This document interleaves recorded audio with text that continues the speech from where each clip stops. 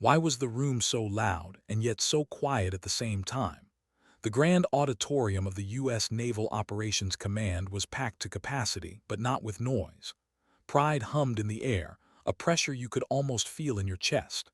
Rows of officers sat in crisp white uniforms, brass buttons gleaming beneath the dome lights. Photographers hovered at the edges, cameras poised, waiting for moments they hoped would define careers.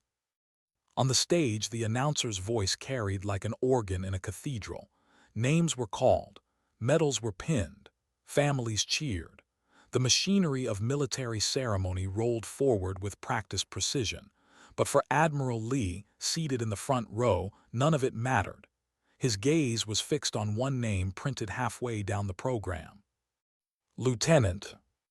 He'd heard the whispers in corridors, the half-truths and rumors that clung to her name like smoke after a fire.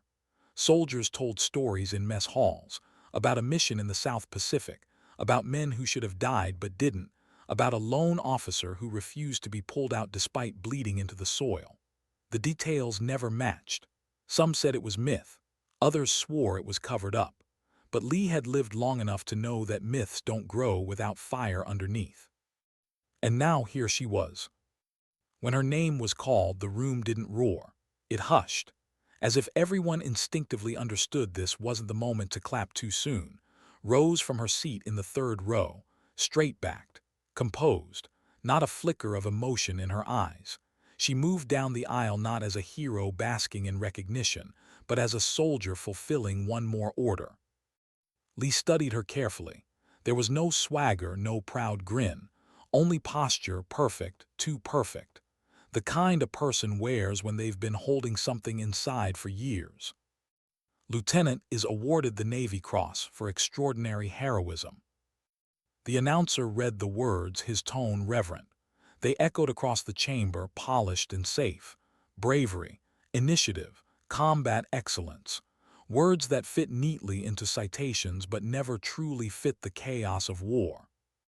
Lee's eyes narrowed. He knew the operation's code name. He had seen fragments in reports. Yet every page had felt incomplete, as if whole chapters had been torn out. Mounted the steps and saluted. Cameras flashed in a storm of white light. She didn't blink. She didn't smile. She didn't even shift her jaw. Lee rose and approached her, pinning the medal to her chest with practiced solemnity. "Congratulations, Lieutenant," he said quietly. Her voice was steady, almost mechanical. "Thank you, sir." But there was something in her eyes, not pride, not relief, something harder to name, a silence wrapped in steel. Lee had spent decades reading soldiers, and he knew in that instant the story in her file wasn't the real one. The applause rose around them like waves, filling the auditorium with thunder. Yet between and the Admiral there was only silence, heavy, unspoken. She returned to her seat.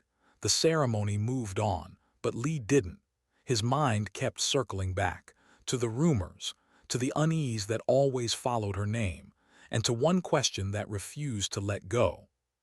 What had really happened in that jungle? When the event ended, families embraced their decorated sons and daughters. Reporters scribbled their headlines. Officers mingled, shaking hands and smiling for photographs. Stood off to the side, her body present but her spirit somewhere else entirely. Always alone, as if some part of her never left the jungle. Lee rose slowly, cutting through the crowd until he reached her. "Lieutenant," he said. She turned, sharp and precise, saluting again. "Walk with me." For a fraction of a second she hesitated. Then she fell into step beside him. They moved down a quiet corridor lined with portraits of the fallen, faces frozen in time, men and women immortalized in uniform. The silence here was heavier than applause, and Lee used it to speak plainly. "You refused this medal once." "I did, sir." "Why accept it now?" She didn't answer right away. Her gaze lingered on a photograph of a boy no older than 20, smiling as if the war hadn't touched him yet. Her voice, when it came, was tired, not bitter, not rebellious, just tired. "I thought no one cared enough to ask why." Lee stopped walking. Something about the way she said it, the exhaustion, the weight, it landed harder than any speech could. "I read your file," he said. "They don't lie, sir," she replied. "They just leave things out." Her jaw tightened and Lee felt the floor shift beneath him. He had authorized that mission years ago, a covert insertion, a scientist extraction. Intelligence suggested minimal resistance. By the book, routine. "You were leading a small recon squad. I remember the details." "No, sir." Her voice was soft but unyielding. "You remember what they wanted you to." His brows drew together. "Explain." Stopped in the hallway and turned to face him. For the first time, there was fire in her eyes, a rawness that made his chest tighten. "We were sent into a trap, Admiral. We weren't supposed to come back." The words landed like a blade. "You think the mission was compromised?" "I don't think," she said. "I know." Lee's mouth went dry. He had heard suspicions before, but not like this, not with the weight of someone who had bled for it. And then, as if she sensed the question in his silence, she added something that froze him in place. "If you really want to know why I didn't want the medal, you need to see what it actually cost." Lee searched her expression, looking for exaggeration, for theater. He found none, only scars in her eyes he couldn't yet see on her body. "Not just in bodies, sir," she continued, her voice low. "In bone, in blood." Before he could respond, she nodded toward a nearby security door. "Come with me, I'll show you." Something inside Lee told him he was stepping into a truth he might never be able to unsee. Still, he followed. The hallway fell away. The sound of voices from the auditorium faded until there was only the echo of their footsteps and the weight of what she was about to reveal. And for the first time in a long career, Admiral Lee felt something he wasn't used to feeling. Fear. Because whatever was about to show him, it wasn't written in any file. Why did her hand linger on the security door as if it were holding back more than just a lock? Admiral Lee had walked through thousands of doors in his career, briefing rooms, war councils, situation chambers, but this one felt different. He sensed it before it opened. Whatever waited on the other side would not be doctrine or data or sanitized reports. It would be raw. Pushed it open. The small briefing room was empty, white walls, a table, 2 chairs. Nothing to betray its purpose except the silence that clung to it like dust. She walked to the far side of the room and placed her hands on the table's edge, her back still turned to him. "I haven't been in here since my debrief," she said quietly. "Funny how places remember things even when people don't." Lee stepped inside, closing the door behind him. The metallic click echoed sharper than it should have. His instincts told him to brace. Turned slowly. Her eyes didn't leave his as she began unbuttoning the top of her uniform. It wasn't reckless. It wasn't provocative. It was deliberate. She raised her undershirt just high enough for him to see. Lee froze. The scars weren't the clean lines of surgery. They were jagged, twisted, etched into her skin like the earth itself had torn her open. Discoloration spread across her ribs, flesh that had once been whole now mapped with violence. Beneath her skin, 2 rigid shapes pressed outward, shrapnel fragments still lodged after years. He took a step closer without meaning to. His breath caught. He had seen battlefield wounds. He had read casualty reports, but nothing prepared him for this injury, not in theory but in permanence. "Why didn't they take them out?" he whispered. "They're too close to my lungs," replied, lowering her shirt and fastening the buttons again. "Removing them would risk puncturing, so I left them in." "You live with that every day." Her eyes flicked away. "Most days I forget they're there, until someone claps or pins a medal or asks me to smile for a story that isn't mine." Lee sank into one of the chairs, his body heavy. For the first time in a long while, the medals on his own chest felt like mockery. Sat across from him, her movements precise but her words slow. "After the extraction, I woke up in Guam, tubes in my arms. A nurse told me I was lucky. Lucky. She laughed once, short and sharp. 3 men alive because I dragged them through hell, my chest full of metal, and the Navy wanted to parade me like a banner. No full debrief, Lee asked. One captain, 3 questions, then silence. That's not protocol. No, sir, that's damage control. Her words hung in the sterile air. Lee rubbed his jaw, the weight of command pressing heavier. You're saying someone buried this. His gaze sharpened. I'm saying someone signed us into a death sentence and then buried it under ribbons. Lee leaned forward. How do you know it wasn't just bad intel? His voice shifted, softer but cutting deeper. Because of how they moved, the enemy, they weren't surprised, they weren't scrambling. They boxed us in with precision like they had rehearsed. They knew exactly where we'd land and when. Lee felt his chest tighten. He thought back to the order on his desk 2 years ago. A file, coordinates, minimal risk. He had signed it without hesitation. At the time, it was routine. But what if routine had been the cover? Did you report your suspicion? He asked. She smiled bitterly. To who? The same chain that sent me there. Silence stretched between them, thick and unforgiving. Finally, his voice broke through. You want to know what really happened? I'll tell you, but I won't tell you here. Her eyes locked onto his, steady and unflinching. I'll take you back to that night. And before he could ask how, her voice dropped lower, her tone shifting into memory. The jungle. Thunder from helicopter blades overhead. Black sky, dense green beneath, the air thick enough to choke. His voice painted the memory with brutal clarity. Our target was simple. Extract doctor, a scientist kidnapped near the Solomon Islands. In and out. Quiet, clean, no firefight, that's what they told us. She described stepping onto soil that felt too soft, too wet, too quiet. The air was wrong, silent, as though even the insects knew to hide. Her 5-person team followed close behind, boots sinking, radios clear. A GPS beacon from the scientist pinged ahead, moving, shifting, carried, not worn. Team Bravo, proceed with caution, I told them, she murmured. But it was already too late. The room seemed to shrink as her words dragged them both into the jungle. Lee could almost hear it. The eruption of light and gunfire, the soil exploding beneath hidden mines. Chaos screaming from every direction.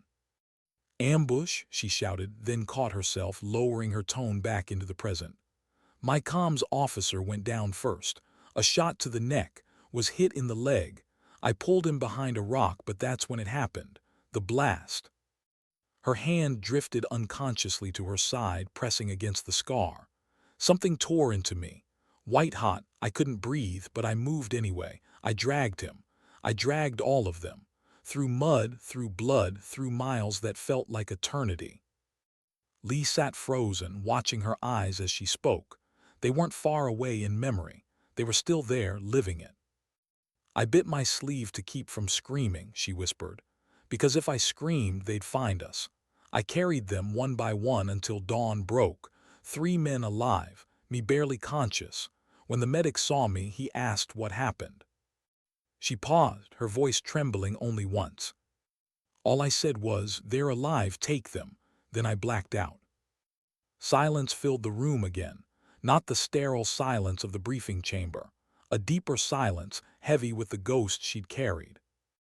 Lee finally exhaled, his voice hoarse. And when you woke up? Hospital bed, Guam, a nurse, a medical recommendation, no questions. She leaned back, her eyes fixed on him. You want the truth, Admiral. That night didn't end in the jungle, it never ended, it lives here. She pressed her palm lightly to her ribs. Inside me, every day.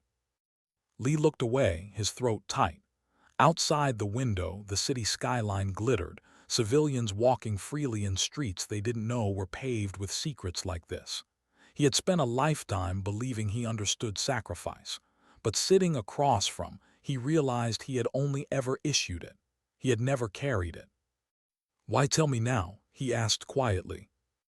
Because I saw your eyes in that ceremony, she said. You didn't look at me like a headline. You wanted to know the truth. And because—" She hesitated, then whispered, "I'm tired, Admiral. Tired of pretending these scars mean glory when they only mean survival." Her words struck deeper than any bullet. Lee leaned forward, voice steady but shaken. "You want accountability." His eyes glistened, not with tears but with fire. "I want someone to stop pretending survival is enough." And in that moment, Lee understood. The medal he had pinned an hour ago was not recognition. It was a mask, and was done wearing it.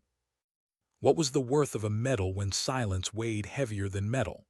Admiral Lee stared at the woman across from him, her eyes steady, her uniform buttoned once more, but her scars still etched into his mind. He had pinned the Navy Cross to dozens of soldiers over the years. Some beamed with pride, others fought tears. But she carried hers like a burden. No ceremony could bury what she had just confessed. "You're saying the mission was compromised," Lee said, his voice slow, testing the weight of each word. Didn't flinch. "I'm saying we were never meant to return." Lee leaned back in his chair. His instincts, the ones honed through decades of command, screamed at him that she wasn't fabricating this. She wasn't exaggerating. The way her jaw tightened, the way her eyes flickered as though replaying every step of that jungle march, it wasn't a story. It was memory carved raw. But admitting she was right meant admitting something worse.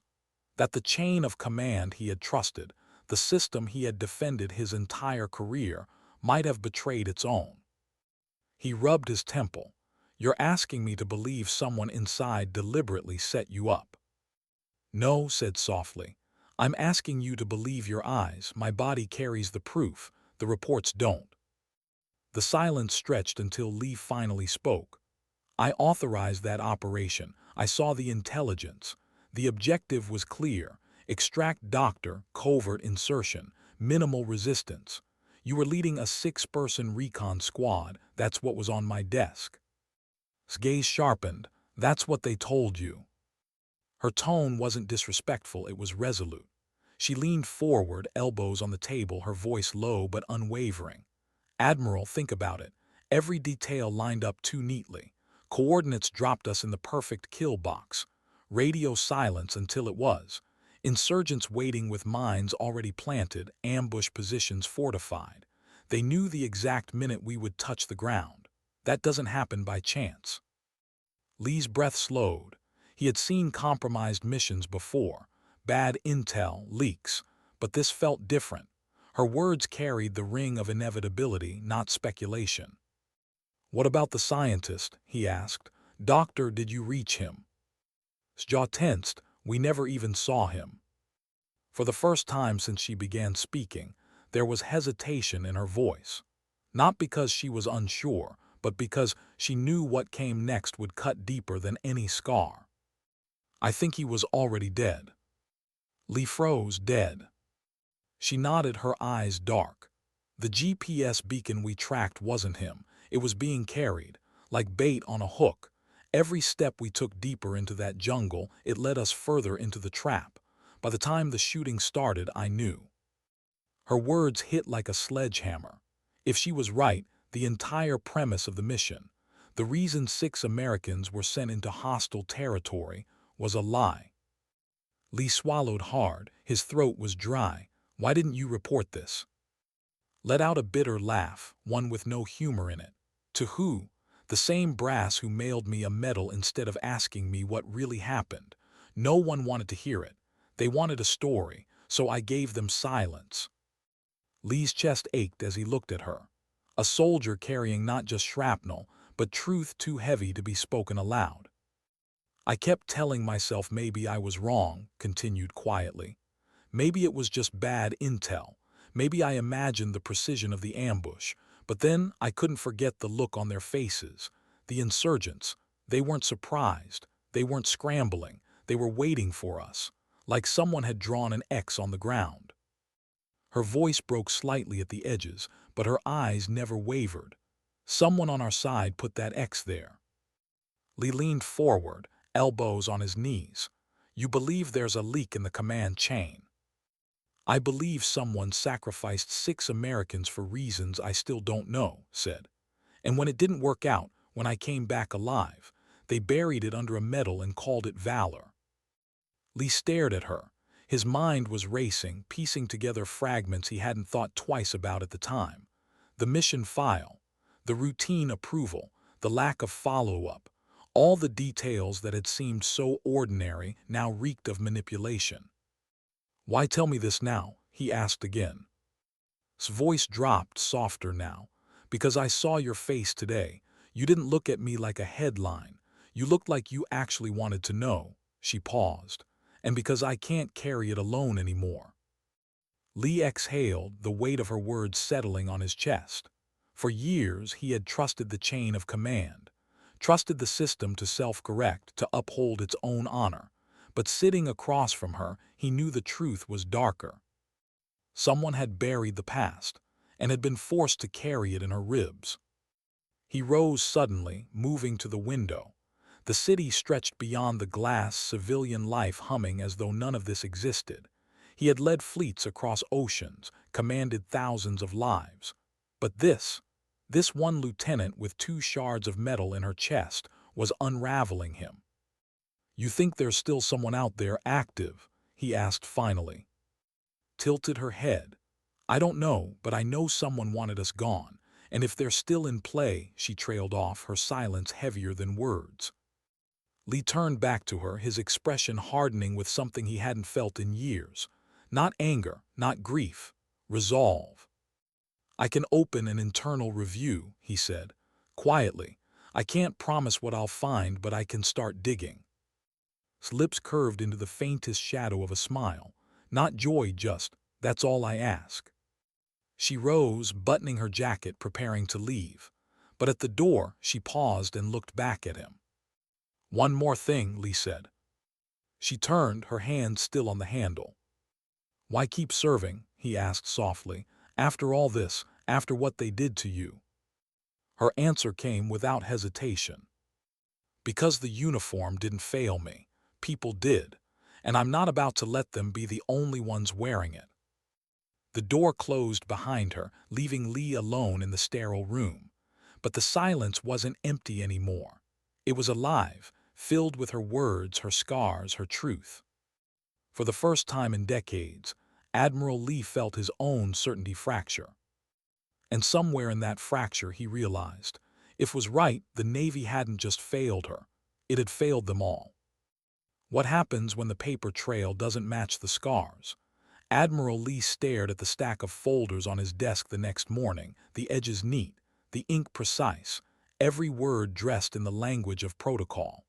He had reviewed countless files in his career, but this one, Operation High Torch, felt like a ghost breathing through the pages. He leaned back in his chair, rubbing tired eyes. For hours he'd combed through after-action reports, commendations, medical summaries. And yet none of them captured what had revealed in that sterile room the day before. Not the scars, not the silence, not the truth. But then something caught his eye. Buried deep in the mission log, a timestamp anomaly. An intercepted distress signal classified as low priority, dated 40 minutes before deployment. A red flag filed then quietly. On paper it looked routine. But Lee had lived long enough to know when a report was massaged. This wasn't sloppiness. This was deliberate. His chest tightened.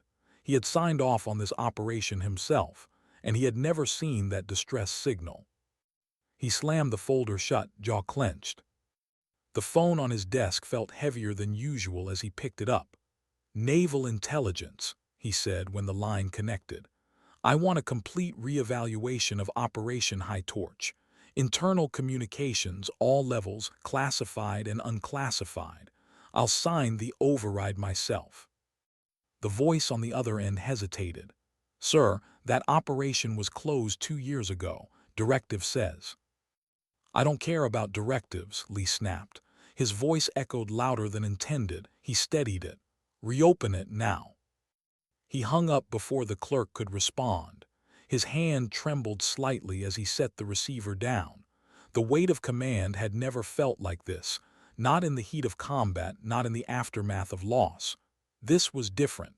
This was betrayal from within. A knock at the door. His aide stepped in.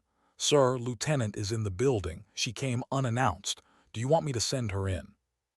Lee's pulse quickened. "Yes, now." Moments later, entered, crisp uniform, chin high. But her presence carried the same gravity as the night before, a quiet storm wrapped in discipline. She saluted. He returned it, motioning for her to sit. "You said the mission was a trap. That doctor might have been dead before you even hit the ground." "Yes, sir." Lee slid the folder across the desk. "You were right. There's a distress signal here. 40 minutes before you deployed, it was backdated. I never saw it." His eyes hardened, her jaw tightening. "They buried it." "They buried it," he confirmed. "Which means your ambush wasn't coincidence. Someone a mission knowing you walked straight into hell." The room was silent but electric, the truth sparking in the air between them. "There's more," Lee said quietly, leaning forward. "Your mission wasn't just an extraction. Doctor was already dead when your team hit the ground." Blinked, her breath catching. "What?" Lee's voice was low but steady. "The files confirm it. He died days before. The beacon you were following wasn't him. It was bait." The words hit her like a body blow. Her fingers curled into fists against her knees. For 2 years she had carried doubts. Now they hardened into reality. "They used us," she whispered. "Yes," Lee said grimly. Rose suddenly, packing the room like a caged soldier. "So we weren't there to save anyone. We were there to die." Her voice trembled with fury. "Why? What possible reason?" Lee hesitated, the truth tasting like ash in his mouth. "The mission was a test run." Her eyes snapped to his. "A test?" He nodded slowly. "For a new satellite-guided drone targeting system. Your squad was the control variable. The ambush was the simulation." Stared at him, her chest rising and falling sharply. "You mean," her voice cracked, "we were experiments?" "Yes," he whispered. Silence fell, heavy and suffocating. His fists unclenched only to clench again. She pressed a hand against her ribs, feeling the fragments beneath her skin as though they burned hotter now. "They sacrificed us," she said. "They did," Lee admitted. "And then they painted you as a hero to bury the truth." Her eyes glistened but no tears fell. She wasn't broken, she was burning.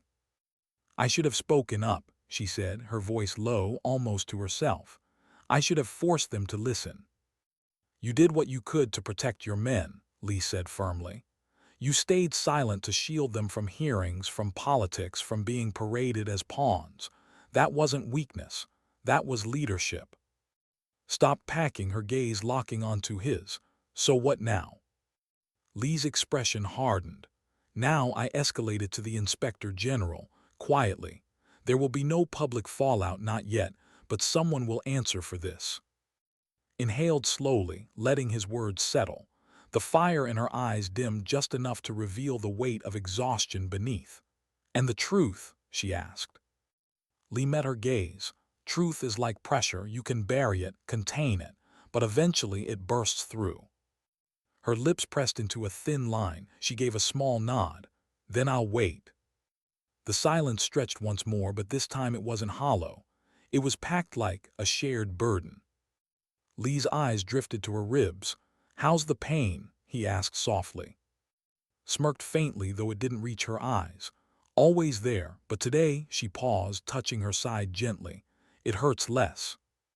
Lee let out a breath he didn't know he'd been holding. Without ceremony, without flashbulbs, he reached into his desk drawer and pulled out a small metal box. He slid it across to her. Frowned. "What's this?" "Something new," Lee said. "Drafted this morning, only one in existence." She opened it. Inside lay a silver emblem, sharp and simple. "The Integrity Star," he said. "Not for battlefield courage, for those who choose the harder truth over the easier lie." For the first time since he'd met her, his face softened. Not with relief, not with triumph, but with something quieter, recognition. Lee rose and pinned it to her chest himself. No cameras, no ceremony, just respect. And in that moment, Admiral Lee saw not as a decorated ghost, not as a myth, but as the soldier who came back when she wasn't supposed to, and still found the courage to speak. The silence between them wasn't heavy anymore. It was solemn, sacred. But beneath it, Lee knew, the storm was only just beginning. Why did the walls feel thinner when the truth was finally spoken aloud? The classified conference room deep inside Naval Command was built for silence, windowless, soundproof. A long steel table dominating the center. Only 6 chairs occupied that table now, but the air was charged as though hundreds of unseen witnesses leaned in to listen. Admiral Lee stood at the head, his presence like iron. At his side sat Lieutenant, straight-backed, her uniform immaculate but her scars heavy beneath it. Across from them, a handful of senior officers, Naval Intelligence, a JAG commander, and a representative from the Inspector General's office. "Everything in this room stays in this room," Lee said, his voice sharp. "Until the investigation concludes, you will speak of this to no one." The officers nodded, some with unease flickering in their eyes. They knew the gravity, but none of them were ready for what came next. Lee turned to, "Lieutenant, proceed." She rose slowly. For a moment she said nothing, letting the silence do its work, forcing every eye to meet hers. Then, with deliberate precision, she unbuttoned her jacket and raised her undershirt just enough to reveal the scars carved across her ribs. Gasps broke the silence. One officer's eyes widened, another looked away as if ashamed. The JAG commander, a seasoned man named, stiffened visibly. "These are shrapnel wounds," said, her voice steady. "Sustained during Operation High Torch. 2 fragments remain inside my body, the rest were removed." She lowered her shirt, buttoning her jacket with calm finality. "I was told our mission was an extraction, but I now know it was never meant to be a rescue. It was a weapons test. My team was used as bait." The words struck the table like hammer blows. Cleared his throat, his voice tight. "We've reviewed the preliminary findings. A timestamp anomaly was confirmed in the mission log. A distress signal received prior to deployment. Someone tampered with the data." Nodded, and it wasn't random. The ambush we walked into was too precise. The enemy knew our coordinates to the last decimal. Mines planted, kill box prepared. We weren't compromised in the field, we were compromised before we ever touched the ground. The Inspector General's representative, a thin woman named, leaned forward. "We've traced the rerouted data feed. It was funneled through a private contractor, Orion Systems." Lips tightened. "I saw that name once in the satellite logs, buried deep. Orion was subcontracted to test thermal guidance drone protocols, but the drones never arrived." "They were never supposed to," Admiral Lee interjected, his tone heavy. "The point wasn't success. The point was observation. Your team's movements were monitored in real time against guerrilla tactics to see if a predictive algorithm could recreate your path. A live simulation." The revelation landed like a detonation. "So they sent real soldiers into enemy territory," Commander said slowly. "Not to complete a mission, but to collect movement data." "Yes," said coldly. "And when we were attacked, they let it happen. They let men die to see how long the system could track me dragging them through the jungle." The room fell silent. Every officer shifted in their seat, the weight of what she had said pressing down like stone. "This is enough to open a criminal investigation," said firmly. "Potential charges: falsification of records, negligent homicide, unauthorized operations." Admiral Lee folded his arms. "We're not burying this." "No, sir," agreed, "but we'll need a formal statement from Lieutenant, detailed, signed." Inhaled slowly. She had imagined this moment for years, the chance to finally say everything out loud, but it didn't feel like victory. It felt like exhale. "I'll give you my statement," she said softly. As the officers scribbled notes, one man, commander from Naval Intelligence, approached her quietly. His voice was low, meant only for her. "I served in Helmand, lost good men to a bad call, but I never had the guts to say what you just did." Met his eyes. "You still can." He gave a faint, almost broken smile. "Maybe now." The meeting adjourned. Officers filed out, their faces grim. The room emptied until only Lee and remained. Outside, rain began to streak down the concrete walls, a storm rolling in over the Capitol. The air was thick with it, oppressive but cleansing. Stood at the window, her hand unconsciously pressing against her ribs. A dull ache pulsed beneath her uniform, the shrapnel reminding her that pain didn't vanish just because someone finally listened. "Do you feel lighter?" Lee asked, breaking the silence. She shook her head. "Not lighter, just seen." He nodded. For a soldier who had been buried in silence, being seen was a start. That night returned to her quarters. The rain hadn't stopped hammering against the glass. She stood in front of the mirror, unbuttoning her jacket, letting it fall. Her undershirt clung to her skin. She raised it, studying the scars in the dim light. They weren't just wounds anymore. They were evidence. For 2 years they had spoken only to her, in private, in silence. But now they had spoken to the Navy, to men and women who could no longer pretend they didn't exist. Her reflection looked back at her. The lines jagged, the flesh uneven. She didn't flinch. "These were supposed to be forgotten," she whispered to herself. "But now they'll never be."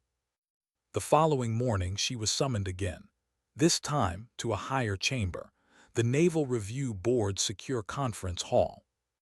Admiral Lee was already there, seated at the head of the table. But today he wasn't alone. Across from him sat Vice Admiral, Procurement Chief during Operation High Torch. His face was carved from stone, his tone dismissive before the meeting even began. "I don't see the purpose of revisiting a closed file from 2 years ago," said flatly. "The purpose," Lee answered calmly, "is accountability." Entered as he finished speaking. Her presence shifted the air. She was no longer just the survivor. She was the... Narrowed his eyes. "Lieutenant, I've reviewed your field file. What you endured is unfortunate, but wartime missions carry risk. That's the reality." Didn't sit. She stood tall in front of the room. Her voice was steady, but it cut like glass. "With respect, sir, it wasn't war. It was betrayal." The words stunned the chamber into silence. "The mission I led wasn't compromised by chance," she continued. "The coordinates placed us directly into enemy hands. The ambush was prepared.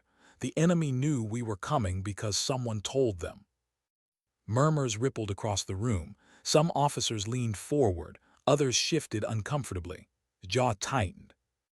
"And how can you be so certain?" he demanded. Reached into her file. Calmly, deliberately, she laid 3 documents on the table. "Because of this." Decrypted satellite path records, time-stamped logs from Orion systems, and a classified memo she had obtained at great risk. "This transmission," she said, pointing to the memo, "was sent between Orion systems and a Navy contractor. It contains a field ID that matches our mission code. It was sent 11 hours before deployment." Paled slightly, though he tried to mask it. "You're not cleared to access these files." "I know," said, "but I had to show you the truth." His tone hardened. "That's a violation of security protocol." Lee's voice cracked like thunder.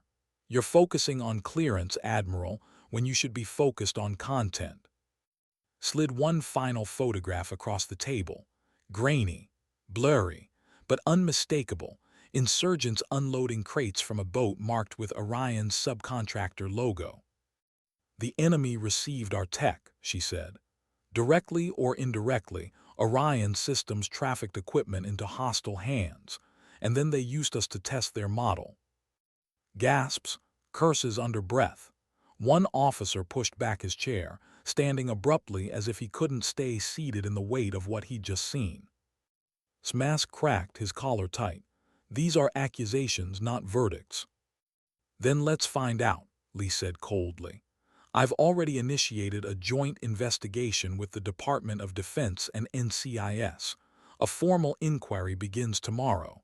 You will be called to testify. The room fell silent. The tide had turned. Finally sat, her hands folded neatly in her lap, but her presence filling the chamber more than any uniformed man present. She wasn't just a survivor anymore. She was a reckoning. How long can a truth stay, locked behind steel doors, before it seeps out into the world?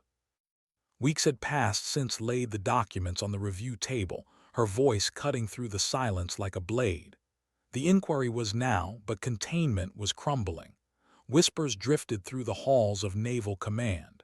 Investigators moved quietly between offices, pulling records, seizing files. Careers trembled. And then, inevitably, the story broke. Not to the press, not yet, but to the ranks. Young officers huddled over coffee mugs, whispering her name. That's her, the jungle op girl. Cadets stared as she passed, their eyes wide with something between awe and unease. They had heard rumors of ambushes and scars before, but now those rumors had teeth. Walked through it all in silence. She had become used to stares, used to being treated like a ghost wrapped in a uniform. But now the silence was heavier. It wasn't indifference. It was recognition. The first sign that the walls were cracking came when Admiral Lee summoned her to his office. He stood at the window, file in hand, lines etched deeper into his face than the week before. "They're calling it Project," he said without turning. "That's the name being used in the investigation." His jaw tightened. The word tasted like ice. "Orion Systems has already pulled lawyers," Lee continued. "Two senior procurement officers have been placed on administrative leave. The Department of Defense wants this quiet, but it's too late for that. The tide is turning." Took the seat across from his desk. Her uniform was crisp, her posture perfect, but inside she felt the ache, the constant reminder of metal under her ribs. "What happens to me?" she asked quietly. Lee set the file down, finally meeting her eyes. "You gave classified evidence to the review board. Technically, that's breach of protocol." She held his gaze without flinching. "So they'll charge me." "No," he said firmly, sliding an envelope across the desk. "I filed an early immunity motion on your behalf. You're cleared." Blinked, her composure cracking for just a moment. "You didn't have to." "Yes, I did," Lee interrupted. "Because you protected this uniform more fiercely than most who wear it their whole lives. I won't let them punish you for telling the truth they buried." Looked down at the envelope, her throat tightening. For 2 years she had expected only silence. Now, finally, someone was standing beside her. But the relief was brief. A week later, she was called not to the inquiry chambers but to the Pentagon itself. The defense secretary wanted her voice on a newly formed strategy panel. Advisory, reform, oversight on military contractor integration. She wasn't being sidelined. She was being elevated. When she entered the Pentagon conference room, the air shifted. Around the table sat generals in crisp uniforms, engineers in tailored suits, contractors with polished smiles. Men who made decisions with numbers and spreadsheets, far from the mud and blood of battlefields. And then there was her, the woman with scars under her uniform. One executive cleared his throat, his voice edged with condescension. "Lieutenant, with all due respect, war is unpredictable. Collateral risk is part of the calculus." His eyes locked onto him. Her voice was steady, unflinching. "You call it calculus. I call it 37 minutes on the jungle floor, bleeding out, dragging my men one by one because a drone feed wasn't optimized yet." The room fell silent. Even the air seemed to pause. "You want better algorithms," she continued. "Fine, but stop treating soldiers like variables. We're not data points, we're lives." Some officers shifted uncomfortably. One contractor muttered under his breath, but another officer, older, worn, nodded faintly. "She's not wrong." The shift had begun. That evening, returned to her hotel room in D.C., exhaustion sat heavy in her bones, but sleep was a stranger. She sat on the bed, fingers tracing the scars at her ribs through her shirt. They still ached in the cold, still burned when the storm rolled in. But tonight they felt different. They weren't silence anymore. They were testimony. She picked up her tablet, scanning proposals for new oversight clauses. And for the first time in years, she didn't feel like she was dragging the past behind her. She felt like she was carrying it forward. Still, the dreams came. The jungle, gunfire, Malik shouting her name, the weight of men on her shoulders. She woke in sweat, gasping, but instead of reaching for a weapon, she reached for her notes, because this fight was no longer about survival. It was about change. 6 months later, the first reforms were announced. The Pentagon's Joint Ethics and Innovation Council released new operational policies. Buried in the directives was a clause with her name on it, the clause. It mandated that experienced field officers had the power to halt or amend contractor-driven missions if risk exceeded safe thresholds. It forced private firms to submit real-time transparency logs. It expanded protections for soldiers. His name was on every memo. Her scars had been turned into legislation. But reforms weren't her victory alone. They were survival turned into something larger, something that might prevent the next soldier from waking up with metal still buried in their body. One evening, after a long NATO debrief, found herself standing alone in a Pentagon hallway, staring at a digital display of fallen heroes. Her fingers hovered over her old team's photo. She whispered their names under her breath. Walker, Franks. They weren't variables. They weren't data points. They were the reason she never stopped. Hey, a voice came softly from behind. She turned, Admiral Lee. Older now, lines deeper but presence unshaken. I heard the NATO brief went well, he said. Gave a faint nod. They listened, that's all I ever wanted. No, Lee said gently. You wanted them to understand. They stood together in silence, the wall of names glowing softly. I thought I'd feel lighter, admitted quietly. After all this, after the hearings, the reforms, the truth finally out. Lee shook his head. You won, but winning doesn't bring them back. Her gaze dropped. No, but it keeps others from joining them too soon. For the first time, Lee allowed himself a small smile. That's enough. Wasn't so sure, but she knew this much. Her scars would never be silent again. And now they weren't hers alone.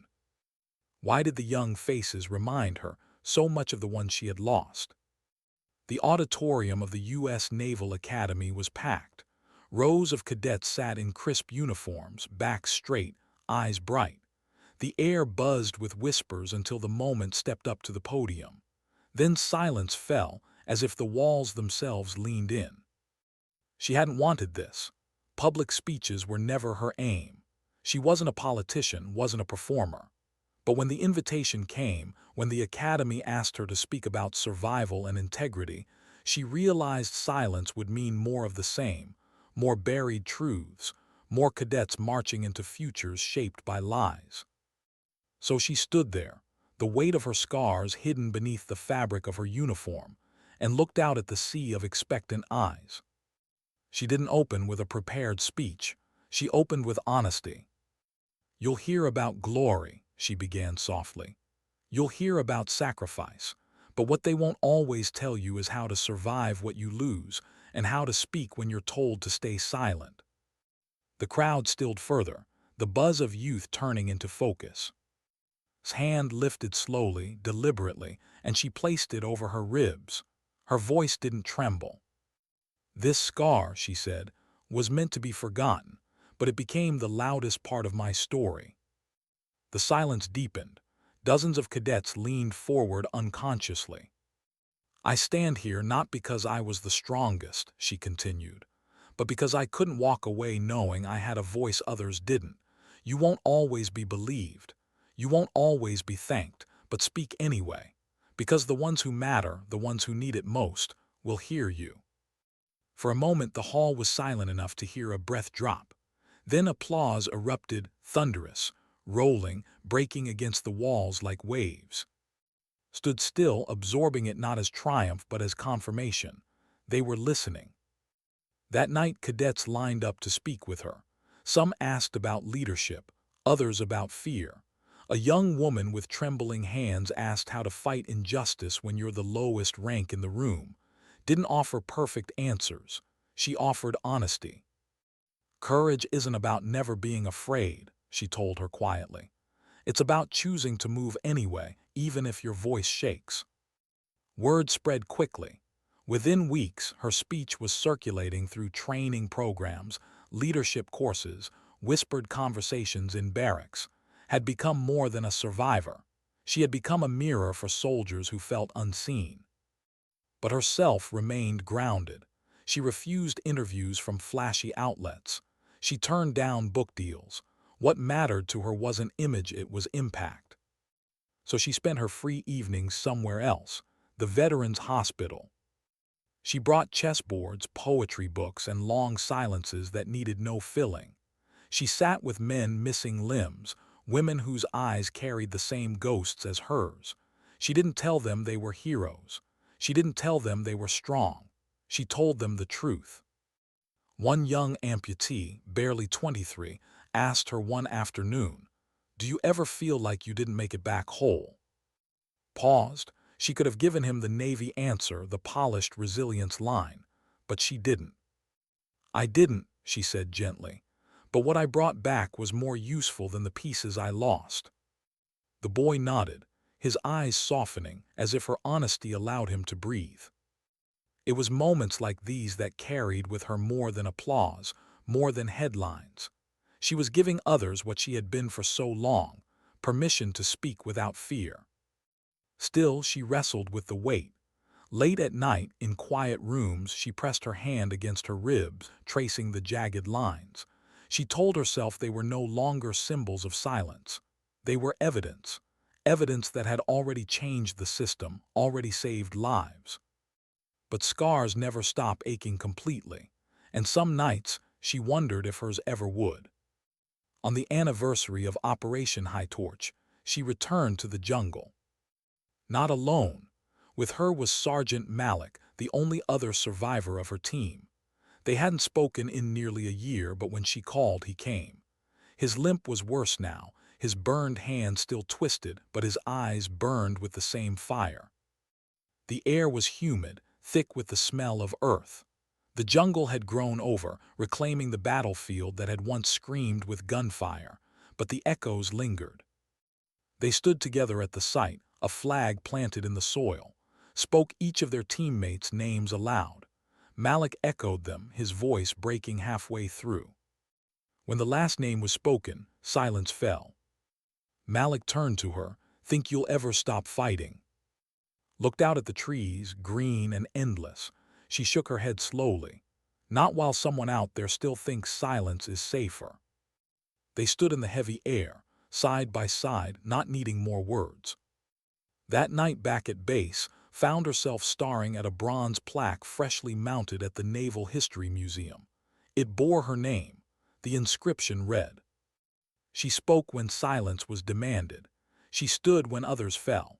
She bore her scars not as wounds, but as warnings that saved countless more." Her throat tightened as she read the words. A year to the day since she had raised her shirt to show Admiral Lee the scars that had once been hers alone, they were now part of something larger. Not myth, not rumor, legacy. Had survived. And survival, she realized, was no longer the end of her story. It was the beginning of others. How do you measure survival? By the wounds you hide, or by the lives you keep from being lost again?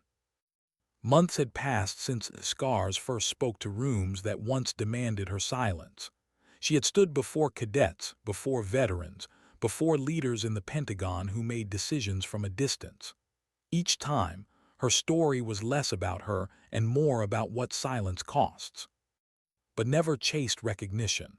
She didn't want her name engraved on plaques, didn't want her face on magazine covers. What she wanted was simpler and harder, accountability, change. A system that didn't trade soldiers lives for experiments and contracts. She had won pieces of that fight. The clause was now written into operational policy. Contractor missions were checked against real-time reviews. Protections were strengthened. For the first time in decades, soldiers had a say in decisions that could mean their deaths. But even victories have shadows. Some in the ranks called her a hero, others whispered traitor. A few higher officers avoided her in hallways, their silence colder than open hostility.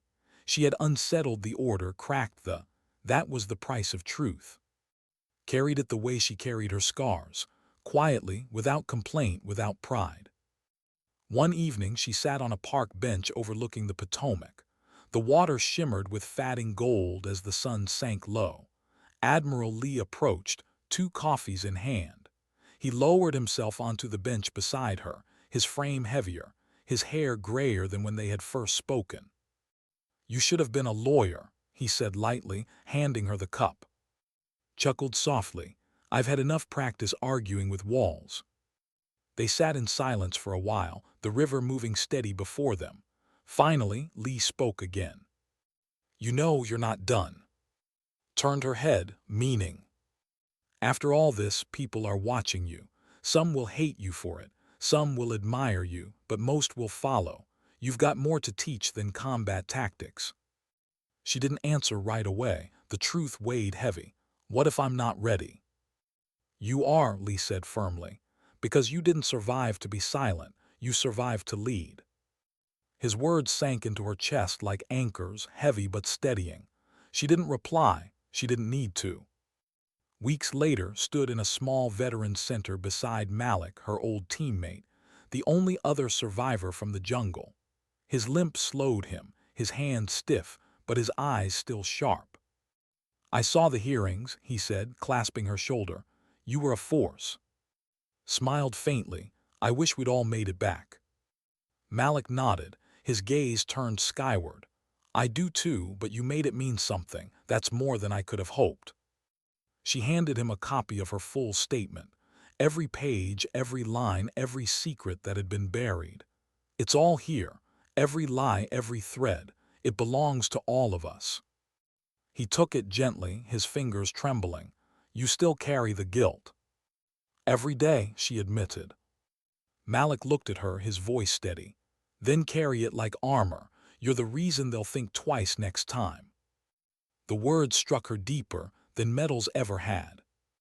That night lay awake in her quarters. The ache in her ribs was there as always, but quieter now. She pressed her hand against the scars, tracing the lines. Once they had been silence, then evidence. Now they were something else. Warnings carved in flesh, reminders that survival isn't passive, it demands voice, demands action. The next morning she boarded a plane to D.C., her destination, the Pentagon. This time not as a witness, as an advisor, a seat at the table. The defense secretary greeted her personally. "We've built doctrines around technology," he said. "That's not the problem. The problem is letting tech override human judgment. We need warfighters like you shaping the next generation." Looked him in the eye. "Then let's make sure soldiers aren't treated like test data ever again." Meetings stretched long, generals debated, contractors argued, lobbyists pushed back. And there in the center of it was her scars, invisible but present, shaping every word.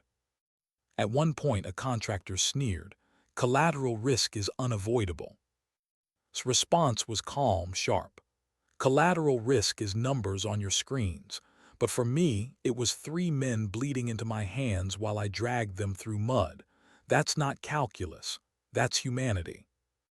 The room went quiet. One by one, arguments shifted, resistance softened, the tide turned again. It was never easy, it never would be, but wasn't there to win comfort, she was there to win truth. 6 months later, the reforms became law. Mandatory soldier oversight on contractor missions, transparent data logs, hard stops when risk thresholds were breached.